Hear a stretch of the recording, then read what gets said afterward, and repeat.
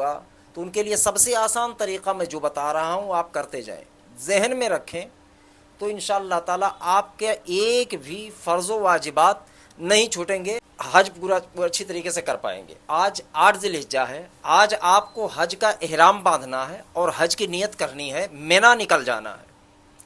ظہر، عصر، مغرب، عشاء، یہ 4 نمازیں آپ کو مینا میں پڑھنی ہیں۔ مینا میں آپ رات گزاریں گے، دعا توبہ استغفار اللہ کی بارگاہ میں کریں گے، پھر صبح کی سفیدی نمودار ہوتی ہے 9 ذی الحجہ، آج آپ کو عرفات کی طرف جانا ہے، وقوف عرفہ کرنا ہے، زوال سے پہلے پہلے آپ کو میدان عرفات میں پہنچ جانا ہے۔ جہاں آپ کا خیمہ ہے آپ وہاں اطمینان و سکون کے ساتھ اپنا کپڑا بوریا بستر جو بھی ہے سب آپ کے پاس لوازمات آپ رکھیں گے، اور اس کے بعد وقوف عرفہ کریں گے، چاہے آدھا گھنٹہ 1 گھنٹہ جتنی بساط ہو، چاہے تھوڑی بیٹھ کے پھر اٹھیں گے، بیٹھ کے پھر اٹھیں گے، لیکن وقوف عرفہ کرنا حج کے رکن میں سے سب سے بڑا رکن اعظم ہے، وقوف عرفہ۔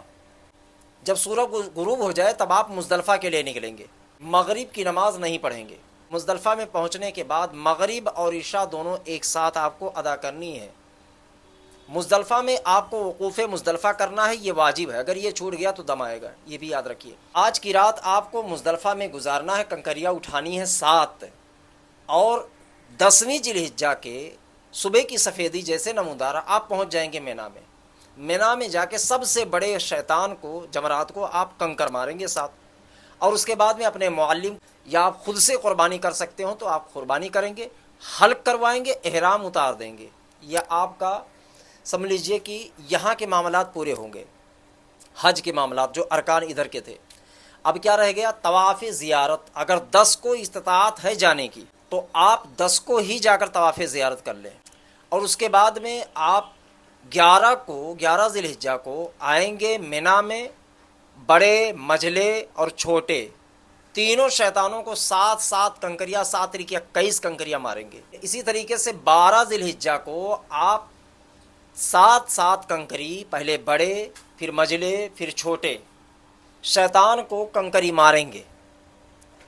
یہ آپ کے ارکان حج پورا ہوں گے۔